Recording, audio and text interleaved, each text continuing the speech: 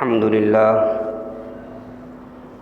لله رب العالمين والصلاة والسلام على سيد الأنبياء والمرسلين وعلى آله وصحبه أجمعين.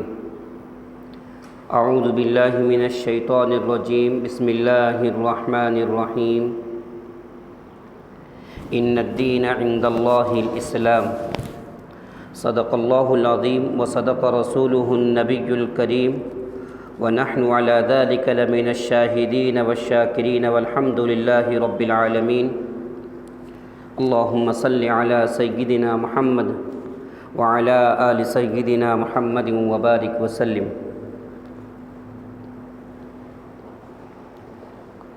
اللهم صل على سيدنا محمد وعلى آل سيدنا محمد وبارك وسلم. محترم بزرگوں اور دوستو، دین اسلام ایک مکمل ضابطۂ حیات ہے. یعنی زندگی گزارنے کا اللہ تبارک و تعالی نے پورا طریقہ دین اسلام کے اندر جمع فرما دیا ہے. اسلام کو کہیں سے چندہ لینے کی ضرورت نہیں ہے. بچپن سے لے کر قبر میں جانے تک جو بھی مسائل انسان کو درپیش ہو، جس لائن کا بھی انسان کی ضرورت محسوس کرے، اسلام نے ہر انسان کی رہنمائی کی ہے.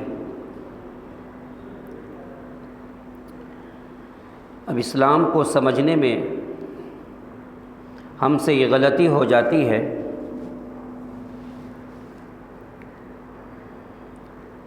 کہ اگر کوئی انسان نماز پڑھتا ہے، وہ سمجھتا ہے میں اسلام کے پورے دین کے اوپر پورے ضابطے کے مطابق میں زندگی گزار رہا ہوں. کوئی انسان زکوٰۃ ادا کرتا ہے، نماز میں کوتاہی کرتا ہے، تو یہ سمجھتا ہے کہ میں اسلام کے اوپر عمل کر رہا ہوں. کوئی انسان حج کر کے آ جاتا ہے، وہ سوچتا ہے کہ میں نے اسلام کا حق ادا کر دیا، اب میرے جیسا پکا مسلمان، میرے جیسا سچا مسلمان اور کوئی نہیں ہو سکتا، کیونکہ میں نے ایک بہت بڑے فریضے کو ادا کر دیا. چاہے وہ نماز ہو، چاہے وہ روزہ ہو، چاہے وہ زکوٰۃ ہو، چاہے وہ حج ہو، یہ تمام کے تمام اسلامی فرائض کے اندر سے ہیں. کسی ایک کو ادا کرنے کی وجہ سے انسان پورے ضابطے کے مطابق عمل نہیں کرتا. انسان دین اسلام کے مکمل ضابطۂ حیات کے مطابق زندگی نہیں گزار رہا ہے. اس کا اسلام ادھورا ہے، اس کا ایمان بھی ادھورا ہے. اللہ والوں نے، فقہائے کرام نے پورے اسلام کا نچوڑ 3 چیزوں کے اندر بیان فرما دیا. 5 چیزوں کے اندر. عقائد، یعنی جن چیزوں کے ضروری ہونے کے لیے آپ صلی اللہ علیہ وسلم نے خبر دی، آپ صلی اللہ علیہ وسلم کے اعتماد پر ان کو ماننا اور اس کے ہونے کا دل سے یقین کرنا، یہ عقائد کہلاتا ہے. عقائد کے اندر توحید، رسالت، آخرت، جنت، دوزخ اور فرشتے، یہ تمام کی تمام چیزیں عقائد کے اندر شامل ہو جاتی ہیں. اب اگر اس کے اوپر بات کی جائے، وقت بھی کم ہے اور موضوع بھی کافی لمبا ہو جائے گا، اس لیے مختصراً سنتے چلے جائیے۔ عقائد کے اندر توحید، رسالت، آخرت، جنت، دوزخ اور اللہ کے فرشتے، ملائکہ۔ انسان کا عقیدہ صحیح نہیں ہے اگر انسان نماز پڑھتا ہے، اس کی نماز اللہ کی بارگاہ میں قبول نہیں ہوگی، چاہے وہ نماز پڑھتے پڑھتے اس کی پیشانی کے اوپر نماز کا دھبا پڑ جائے، نماز کا داغ آ جائے، لیکن اللہ تبارک و تعالیٰ کی ہاں اس کی نماز ذرہ برابر قبول نہیں ہوگی، کیوں؟ اس کا عقیدہ ہی صحیح نہیں ہے۔ دوسری چیز عبادات، جس میں نماز، روزہ، زکوٰۃ، حج اور قربانی ہے۔ تیسرا معاملات اور سیاست، جس میں انسان دنیاوی زندگی کے اندر ہر انسان کو ہر انسان سے ضرورت پیش آتی ہے، ہر انسان ایک دوسرے کے ساتھ معاملات کرتا ہے، ایک دوسرے سے ویوہار کرتا ہے، ایک دوسرے سے لین دین کرتا ہے۔ یہ تمام کے تمام بھی کیسے کرنا ہے، کس طریقے سے کرنا ہے، اللہ تبارک و تعالیٰ نے قرآن اور حدیث کے اندر بیان فرما دیا۔ چوتھی چیز معاشرت، جس جگہ پہ ہم رہتے ہیں، جس سوسائٹی، معاشرہ کے معنی سوسائٹی کے آتے ہیں، جس سوسائٹی میں ہم رہتے ہیں وہاں پہ ہمارا رہنا سہنا کیسا ہونا چاہیے، ہم ایک اچھے انسان بن کر ہم اس سوسائٹی کے اندر رہیں، ہم اپنے بھائی کے واسطے اچھے بھائی بنیں، ہم اپنی بیوی کے واسطے اچھے شوہر بنیں، ہم اپنے پڑوسی کے واسطے اچھے پڑوسی بنیں، ہم اپنی سوسائٹی کے لیے، اپنے معاشرے کے لیے ایک اچھے انسان بن کر زندگی گزارنا شریعت یہ ہمیں بتاتی ہے۔ پانچویں چیز اصلاح نفس، اپنے دل کی اصلاح۔ دل کی اصلاح، جیسے آج ہر انسان کے اندر حسد، کینہ، کپٹ، ایک دوسرے سے جلن، ایک دوسرے سے بغض، بھائی بھائی کا آپس میں بنتا نہیں، بھائی بہن کا آپس میں بنتا نہیں، گھر کے اندر نفرتوں کی دیوار کھڑی، تو ان تمام گناہوں سے اپنے دل کو پاک کرنا ہے، اپنے دل کو صاف کرنا ہے، اور اپنے دل کے اندر تقوی، اخلاص، للہیت، صبر اور شکر، اخلاص، ان تمام کی تمام چیزوں کو اپنے دل کے اندر پیدا کرنے کی کوشش کرنا ہے، اپنے دل کے اندر ان تمام چیزوں کو لانا ہے۔ جس انسان کے اندر کی مایا بن جاتی ہے، جس انسان کے اندر کا دل بن جاتا ہے، پھر وہ انسان ہر انسان سے محبت کرنے والا بن جاتا ہے، وہ انسان ہر انسان کے ساتھ اچھا ویوہار کرنا شروع کر دیتا ہے، وہ اچھا انسان بن جاتا ہے۔ اللہ کے رسول صلی اللہ علیہ وسلم نے اپنے صحابہ کو ان 5 معیاروں کے اوپر اتار دیا، اس لیے صحابہ کرام رضوان اللہ علیہم اجمعین کے دل کے اندر اللہ کا خوف اور اللہ کے غیر کا ڈر ان کے دل سے نکل چکا تھا۔ اسی لیے یہ سفر کا مہینہ چل رہا ہے، سفر کے مہینے کے اندر اکثر لوگ سفر کو منحوس سمجھتے ہیں، سفر کے مہینے کو منحوس سمجھتے ہیں۔ سفر کے مہینے کے اندر انسان شادی بیاہ نہیں کرتا، محرم کے مہینے کے اندر انسان شادی بیاہ نہیں کرتا۔ کیوں نہیں کرتا؟ اس کا ریزن یہ ہوتا ہے، جیسے محرم کے مہینے کے اندر لوگ بولتے ہیں کہ قتل کا مہینہ ہے، یہ قتل کا مہینہ ہے، اس مہینے کے اندر شادی بیاہ نہیں کرنی چاہیے۔ اسی طریقے سے سفر کے مہینوں کو بھی منحوس سمجھا جاتا ہے۔ سفر کے مہینے کے اندر کوئی تقریب، کوئی اچھی چیز انسان رکھنا پسند نہیں فرماتا، حالانکہ انسان کو سوچنا چاہیے کہ جناب محمد رسول اللہ صلی اللہ علیہ وسلم کے لخت جگر حضرت فاطمۃ الزہرا رضی اللہ تعالی عنہ ایک روایت کے مطابق آپ کا نکاح سفر کے مہینے کے اندر ہوا۔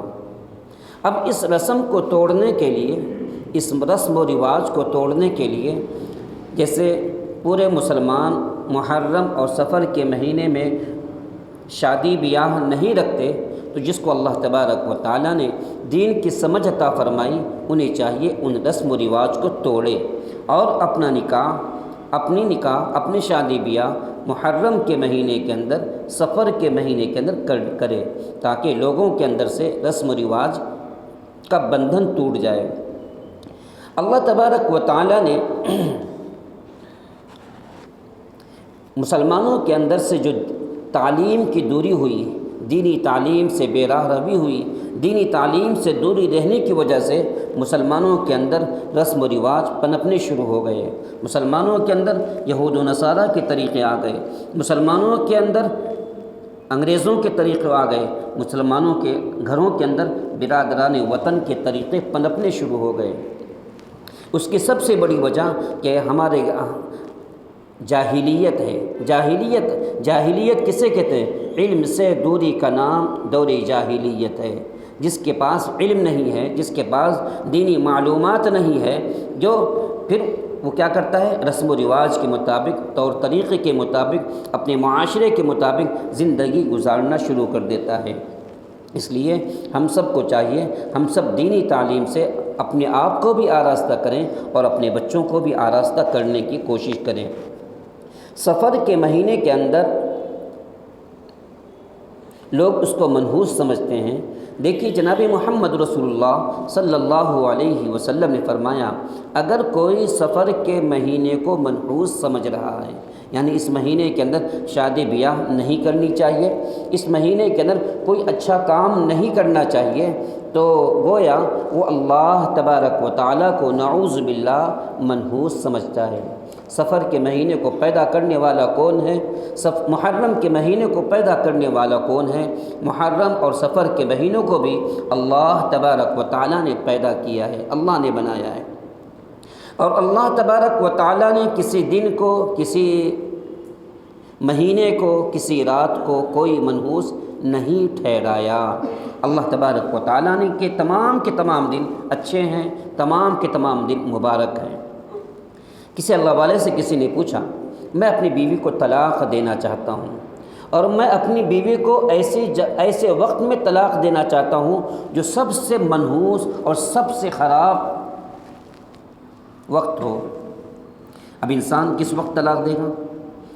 اس اللہ والے نے کہا، اگر تم اپنی عورت کو منحوس وقت میں طلاق دینا چاہتے ہو، تم اگر اپنی بیوی کو منحوس وقت میں طلاق دینا چاہتے ہو، فرمایا جس دن تمہاری فجر کی نماز قضا ہو جائے اس دن تم اپنی عورت کو طلاق دے دو۔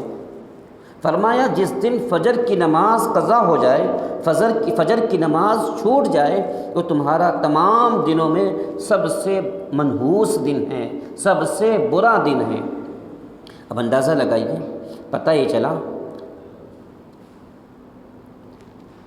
منحوس انسان کے اعمال کی وجہ سے ہوتی ہے، انسان کے کرتوت کی وجہ سے ہوتی ہے۔ اللہ تبارک و تعالیٰ نے قرآن کریم میں فرمایا، فَبِمَا كَسَبَتْ أَيْدِيكُمْ، تمہارے اوپر جو بھی حالات آتے ہیں، اللہ نے ہاتھ کا لفظ استعمال فرمایا، تمہارے ہاتھ کے کرتوتوں کی بنا پر اللہ تبارک و تعالیٰ دین کو عدلتے اور بدلتے رہتے ہیں۔ آج انسان کے اوپر جب پریشانی آتی ہے، انسان کے اوپر جب حالات آتے ہیں، تکلیفیں آتی ہیں، انسان بولتا ہے دن اچھے نہیں چل رہے ہیں، دن اچھے نہیں چل رہے ہیں، یہ سال ہمارے لیے بہت بیکار ہو گیا، یہ 2025 کا سال ہمارے لیے بہت ہی بیکار چل رہا ہے۔ انسان سال کو برا بھلا کہتا ہے، انسان دن کو برا بھلا کہتا ہے، حالانکہ جناب محمد رسول اللہ صلی اللہ علیہ وسلم نے فرمایا، زمانے کو برا بھلا مت کہو، دن کو برا بھلا مت کہو، دن نے تمہارا کیا بگاڑا ہے، دن نے تمہارا کیا بگاڑا ہے، تمہیں چاہیے تم اپنی ذات کے اندر غور کرنے کی کوشش کرو۔ اللہ تبارک و تعالیٰ نے فرمایا، فَبِمَا كَسَبَتْ أَيْدِيكُمْ وَيَعْفُو عَنْ كَثِيرٍ، جو تمہارے ہاتھ کے جو اعمال ہوتے ہیں، تم جو دن اور رات اللہ کی نافرمانی کرتے ہو، اللہ کی نافرمانی کرنے کی وجہ سے اللہ تبارک و تعالیٰ تمہارے اوپر حالات اور پریشانی کو بھیج دیتے ہیں۔ ایک حبشی تھا، حبشی بڑے کالے کلوٹے ہوتے ہیں، اس نے آئینہ پہلی مرتبہ دیکھا تھا، کبھی اس نے آئینہ نہیں دیکھا تھا۔ اچانک اس نے کہیں پہ پڑا ہوا آئینہ دیکھا، اور آئینہ کو دیکھنے کے بعد جب اس نے اپنا چہرہ دیکھا، چہرہ کو دیکھنے کے بعد وہ آئینے کو برا بھلا کہنا شروع کر دیا۔ اس نے کہا یہ کیسا آئینہ ہے، کتنا بدصورت آئینہ ہے، کتنا بدصورت آئینہ ہے کہ اس کو دیکھنا نہیں چاہیے، اس کو پھینک دیا اس اٹھا کے۔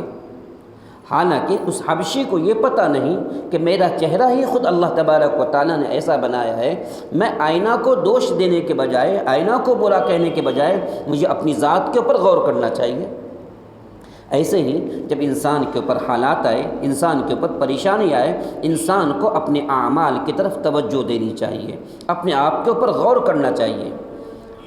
جب انسان اپنی ذات میں غور کرتا ہے، اللہ تبارک و تعالیٰ اس کی رہبری فرماتے ہیں اور اس کو بتا دیتے ہیں بھائی تمہاری یہاں پر غلطی ہے۔ انسان کو کسی مفتی کے بعد جا کر پوچھنے کی ضرورت نہیں ہے۔ اللہ والے فرماتے ہیں استفتی فی القلب، انسان اپنے دل سے سوال کرے، انسان اپنے دل سے سوال کرے کہ آپ کا دل آپ کو صحیح رہنمائی دے گا، آپ کا دل آپ کو صحیح رہنمائی دے گا، آپ کو بتائے گا یہ غلط ہے یہ صحیح ہے۔ اب آپ کی مرضی، آپ دل کی بات مانتے ہیں یا نہیں مانتے۔ اگر دل کی بات نہیں مانتے اور اپنی خواہشات کے مطابق اور اپنی منمانی زندگی گزار کے ہر دھرمی کے ساتھ آپ کام کرتے ہیں تو اللہ تبارک و تعالیٰ اس سے بری ہے میرے دوست۔ اس لیے انسان کو اپنے دل سے سوال کرنا چاہیے۔ تو کوئی دن کوئی مہینہ منحوس نہیں ہے۔ قریش مکہ کا دستور یہ ہوتا تھا جب سفر کے لیے نکلتے، سفر کے لیے نکلنے کے بعد راستے میں اگر کوئی پرندہ بیٹھا رہتا پرندے کو اڑاتے، پرندہ اڑنے کے بعد اگر پرندہ سیدھی طرف جاتا تو اس سے یہ فعال لیتے تھے، اس سے اس بات کو سمجھتے تھے کہ ہمارا سفر جو ہو رہا ہے بہت اچھا سفر ہوگا، اس سفر کے اندر اچھے حالات آئیں گے، اس سفر کے اندر اللہ تبارک و تعالیٰ مال کے اندر بڑھوتی عطا فرمائے گا، سب کچھ ہوگا۔ قریش مکہ اللہ کو ہی مانتے تھے۔ اگر وہ پرندہ بائیں طرف چلا جاتا، اڑانے کے بعد بائیں طرف چلا جاتا تو سفر کو ملتوی کر دیا کرتے تھے، اس سے بدشگون لیا کرتے تھے، اس سے یہ فعال لیا کرتے تھے کہ اگر پرندہ سیدھی طرف جائے گا تو ہمارے لیے خیر ہے، ہمارے لیے اچائی ہے، ہمارے لیے بھلائی ہے، اگر یہ پرندہ ادھر بائیں طرف جاتا ہے تو یہ ہمارے لیے کیا ہے؟ خراب ہے، آگے پریشانی آنے والی، مصیبت آنے والی۔ اب دیکھیے کسی نے ایک پرندوں کو لے کر اس سے نیک فعل لے لی، اس سے پرندے کو لے کر ایک نیک فعل لے لی تو گویا اس کا یقین اللہ کی ذات سے ہٹ کر اس پرندے کے اوپر آ گیا، اس کا یقین اللہ کی ذات سے ہٹ کر اس پرندے کے اوپر آ گیا۔ اور جب انسان اللہ کی ذات سے یقین ہٹا کر کسی پرندے کے اوپر یقین کرے گا اس کا ایمان وہیں پر ہی ختم ہو جائے گا۔ اس لیے اللہ کی ذات کے اوپر یقین ہونا چاہیے، پرندوں کے اوپر یقین نہیں ہونا چاہیے، کیونکہ آپ نے پرندے کے اوپر یقین کر کے گویا اس بات کا ثبوت پیش کر دیا نفع نقصان کا مالک کے پرندہ ہے، اگر یہ پرندہ سیدھی طرف جائے گا تو ہمارے لیے خیر ہے، اگر یہ پرندہ بائیں طرف جاتا ہے تو ہمارے لیے شر ہے۔ دیکھیے انسان ہے، انسان سے برے خیالات آئیں گے تو برے فعل آئیں گے تو اس وقت ہمیں کیا کرنا چاہیے؟ مثال کے طور پر جب ہم گھر سے نکلے، گھر سے نکلنے کے بعد اچانک گھر کے دہلیز کے اوپر سفر میں جا رہے ہیں، اچانک دہلیز کے اوپر سانپ نظر آ گیا تو گھر کی مستورات کہیں گی بھائی ابھی ہم سفر کے لیے جا رہے تھے، بہت دور جانے والے تھے، ہاں پوری تیاری تھی لیکن اچانک سانپ آ گیا۔ سانپ آنے کی وجہ سے انسان کے دل کے اندر خوف پیدا ہو جاتا ہے کہ میرا آگے کا سفر صحیح طے ہوگا کہ آگے پریشانی ہوگی، کیا کرنا چاہیے؟ اب شریعت مقدسہ یہاں پر ہمیں یہ رہنمائی کرتی ہے کہ ہمیں اپنے سفر کو توڑنا نہیں ہے۔ کیوں؟ سانپ ہمارا کوئی نقصان نہیں پہنچا سکتا، چوہا ہمارا کوئی نقصان نہیں پہنچا سکتا، کالی بلی ہمیں نقصان نہیں پہنچا سکتی، نقصان پہنچانے والی ذات اللہ کی ہے۔ اس بات کا یقین دل کے اندر ہونا چاہیے۔ اگر اللہ تبارک و تعالیٰ اگر پوری کائنات مل کر کسی کو نفع پہنچانا چاہے، اللہ نفع نہ پہنچانا چاہے تو کوئی نفع نہیں پہنچا سکتا۔ پوری کائنات مل کر کسی کو نقصان پہنچانا چاہے اور اللہ نفع پہنچانا چاہے تو کوئی نفع کو روک نہیں سکتا۔ اس لیے میرے دوستو اللہ کی ذات کے اوپر بھروسہ ہونا چاہیے، اللہ کی ذات کے اوپر یقین ہونا چاہیے۔ صبح صبح آج کے دور کے اندر بھی آپ کسی مارواڑی کی دکان پہ چلے جائیے، کسی بڑے دکان پہ چلے جائیے اور اس سے جا کر ادھار مانگنا شروع کر دیجیے۔ پہلی بونی آپ کریے، بولے گا بھائی میں نے ابھی بونی کی، میں آپ کو ادھار نہیں دوں گا۔ کیوں؟ وہ ادھار اس لیے نہیں دے گا، اگر میں نے اس کو ادھار دے دیا میرا پورا دن خراب جانے والا ہے۔ یہ سب کیا ہے؟ یہ سب بدشگونی ہے، اور بدشگونی شریعت مقدسہ میں صحیح نہیں ہے۔ نکاح کرنے کے بعد، نکاح کے دوران آپ نے دیکھا ہوگا بعض لوگ چاقو رکھتے ہیں، ہاتھ میں چاقو رکھتے ہیں، لیمبو رکھتے ہیں۔ وجہ کیا رکھتے ہو؟ وجہ کیا ہوتی ہے؟ اس سے نظر نہیں لگتی، اس سے نظر نہیں لگتی، اس لیے ہاتھ میں چاقو رکھ دیا یا بازو میں چاقو رکھ لیا۔ سوچا کیا؟ اگر جب تک یہ چاقو ہمارے پاس رہے گا دلہے کے اوپر نظر نہیں لگے گی، یا دلہا نیا نیا دلہا ہے، کہیں سفر کر رہا ہے، گھر کے مستورات نے اس کو نیمبو دے دیا۔ اللہ تبارک و تعالیٰ نے کوئی چیز بیکار پیدا نہیں فرمایا، لیکن اگر ہم اس نیت سے نیمبو رکھ کر لے کر جا رہے ہیں کہ ہمارا راستے کا سفر آسان ہو جائے گا، راستے کی تمام تکلیفیں دور ہو جائیں گی، راستے کی تمام پریشانی دور ہو جائے گی، گویا اللہ کی ذات سے ہمارا یقین ہٹا اور ہمارا یقین نیمبو کے اوپر آ گیا۔ اللہ کی ذات سے ہمارا یقین ہٹا، ہمارا یقین چاقو کے اوپر آ گیا۔ اللہ کی ذات سے یقین ہٹا، ہمارا یقین دھاگوں کے اوپر آ گیا۔ اللہ کی ذات سے یقین ہٹا، ہمارا یقین تعویذ کے اوپر آ گیا۔ تعویذ کے اوپر بھی یقین کرنا صحیح نہیں ہے کہ تعویذ ہی سے نفع نقصان ہوگا، تعویذ ہی سے ہماری پریشانی ختم ہو جائے گی، نہیں۔ تعویذ اختیار کرنا چاہیے، تعویذ پہن لینا یہ الگ مسئلہ ہے، تعویذ استعمال کرنا یہ الگ مسئلہ ہے، لیکن تعویذ کے اوپر بھروسہ کرنا، بھائی نماز نہیں پڑھیں گے چلے گا، قرآن نہیں پڑھیں گے چلے گا، ذکر نہیں کریں گے چلے گا، تعویذ پہن لیے، قرآن کا مالا پہن لیے، اب ہمارا بیڑا پار ہو گیا، کبھی بیڑا پار نہیں ہوگا۔ گویا اللہ تبارک و تعالیٰ کی ذات سے یقین ہٹا اور دنیا کی چیزوں کے اوپر، دنیا کے اسباب کے اوپر ہمارا یقین بن گیا۔ اس لیے میرے دوستو، بدشگونی لینا بہت بڑا گناہ ہے، اللہ کے رسول صلی اللہ علیہ وسلم نے منع فرمایا ہے۔ محسن انسانیت جناب محمد رسول اللہ صلی اللہ علیہ وسلم نے اپنی امت کی رہنمائی فرمایا انسان ہونے کے ناطے دل کے اندر جب انسان ایک جگہ رہتا ہے، ایک دوسرے کی صحبت کی وجہ سے پریشانی آ جاتی ہے، انسان کا دماغ بدل جاتا ہے۔ جیسے ہی انسان کے دماغ کے اندر بدشگونی آئے، بدفعلی آئے، تو فوراً اس دعا کو پڑھے، اللہم لا خیر الا خیرک ولا طیر الا طیرک ولا الہ غیرک۔ اے اللہ، نفع نقصان کے مالک آپ ہیں۔ ہم اس بات کا یقین کرتے کہ نہیں کرتے؟ نفع نقصان کے مالک آپ ہیں، ہر چیز کے مالک آپ ہیں۔ اب آپ کو یاد ہوگا جب فائٹر طیارہ انڈیا میں لایا گیا، فائٹر طیارہ جو ملک کو تباہ کر سکتا ہے، ملک کو برباد کر سکتا ہے، لیکن اس کو آرتی کہے سے اتاری گئی؟ ایک نیمبو اور ایک مرچی کے ذریعے۔ بتائیے اتنا بڑا فائٹر طیارہ نیمبو اور مرچی اس کا کیا کر سکتی ہے؟ لیکن جس قوم کے اندر نیمبو کا عقیدہ آ جاتا ہے، مرچی کا عقیدہ آ جاتا ہے، دھاگے کا عقیدہ آ جاتا ہے، اس قوم کا یقین اللہ کی ذات سے ہٹ جاتا ہے اور اس قوم کا یقین اس کے اوپر آ جاتا ہے۔ جیسا کہ حضرت عمر رضی اللہ تعالیٰ عنہ کے زمانے کے اندر جب حضرت عمر رضی اللہ تعالیٰ عنہ نے حضرت عمرو بن العاص رضی اللہ تعالیٰ عنہ کو مصر کا گورنر بنا کر بھیج دیا۔ مصر کا گورنر بنا کر بھیجنے کے بعد اس وقت کا معمول تھا، دریائے نیل ہر سال خشک ہو جایا کرتی تھی، پانی سوکھ جایا کرتا تھا، اور وہاں کی رسم یہ تھی جیسے ہی دریائے نیل سوکھ جائے تو ایک نوشیزہ نوجوان لڑکی کو دلہن بنا کر دریا کے حوالے کر دیا جاتا، اور جیسے ہی دلہن بنا کر دریا کے حوالے کیا جاتا وہ دریا پھر سے شروع ہو جاتا۔ جب اللہ تبارک و تعالیٰ نے اسلام کو غلبہ عطا فرما دیا، اسلام کو فروغ عطا فرمایا، تو دریائے نیل خشک ہونے کے بعد اس وقت کے امیر المؤمنین حضرت عمرو بن العاص رضی اللہ تعالیٰ عنہ کے پاس قوم آئی کہ ہمارے وہاں ایک رسم چلی ہوئی ہے، اس رسم کے مطابق ہم یہ کام کیا کرتے تھے، کیا کیا جائے؟ کہا کہ یہ میری سمجھ میں بات نہیں آ رہی۔ حضرت عمرو بن العاص رضی اللہ تعالیٰ عنہ نے مصر کے اپنے خلیفہ حضرت عمر رضی اللہ تعالیٰ عنہ کو خط لکھا، کہا کہ ایسا معاملہ کیا کیا جائے؟ حضرت عمر رضی اللہ تعالیٰ عنہ نے اس وقت دریائے نیل کے نام ایک خط لکھا. کیا لکھا؟ اے دریا. یہ خط عمر کے نام سے دریائے نیل کے نام. اے دریا، اگر تو اپنی طرف سے بہتا ہے تو ہمیں تیری کوئی ضرورت نہیں. اگر تو واحد قہار اللہ تبارک و تعالیٰ کی طرف سے بہتا ہے تو اللہ کی ذات سے تو بہنا شروع ہو جا. اب دیکھیے، پرمپرا چلی آئی ہوئی تھی، رسم چلی آئی ہوئی تھی. جیسے ہی دریائے نیل خشک ہو جائے، ایک نوشیزہ لڑکی کو دلہن بنا کر دریا کے حوالے کر دیا جاتا. لیکن حضرت عمرو بن العاص رضی اللہ تعالیٰ عنہ نے منع کر دیا اور اس چٹھی کو دریا کے اندر ڈالیا. دریا کے اندر ڈالتے ہی دریا بہنا شروع ہو گیا.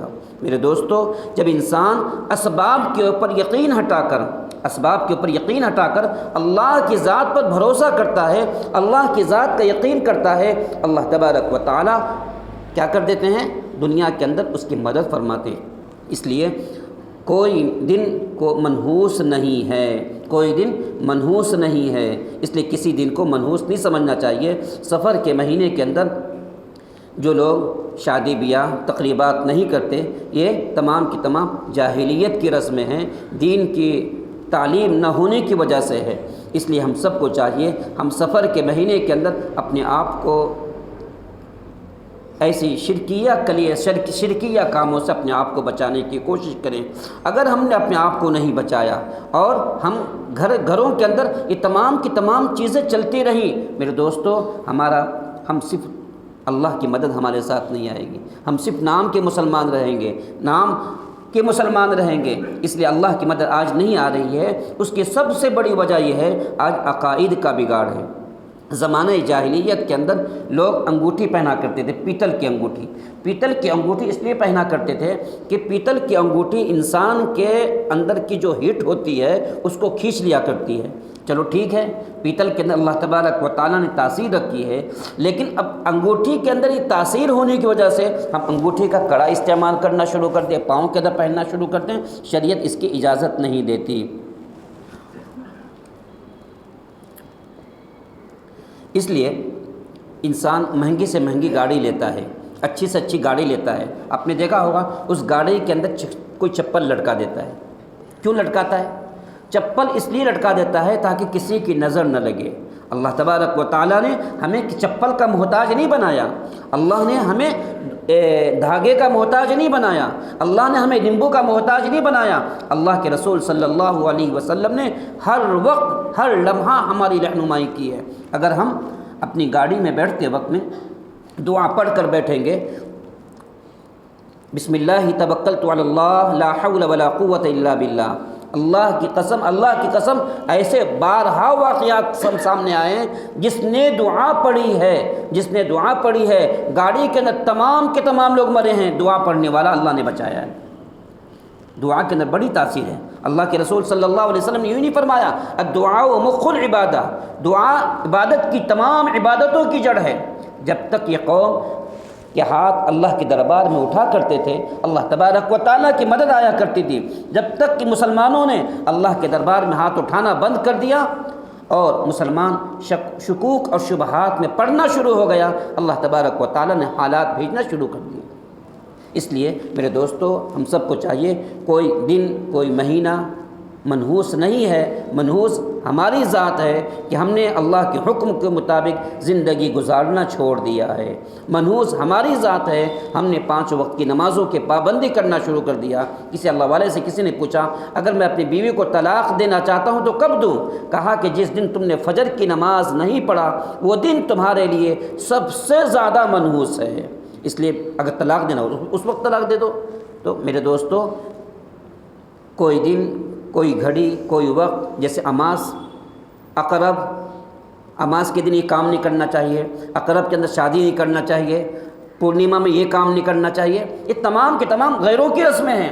غیروں کی صحبت کی وجہ سے مسلمانوں کے اندر آئے ہوئے ہیں، اور مسلمانوں کو چاہیے ان تمام کی تمام رسموں کو آہستہ آہستہ نکالیں. اللہ کے رسول صلی اللہ علیہ وسلم نے فرمایا جاہلیت کی تمام رسمیں میں نے میں نے کچل دیا ہے، اب مسلمان پھر ان تمام کی تمام رسموں کو اپنانا شروع کر دے گا تو اللہ کی مدد کہاں سے آئے گی؟ اس لیے اللہ تبارک و تعالیٰ سے دعا فرمائے اللہ ہم سب کو کہنے سے زیادہ عمل کرنے کی توفیق عطا فرمائے۔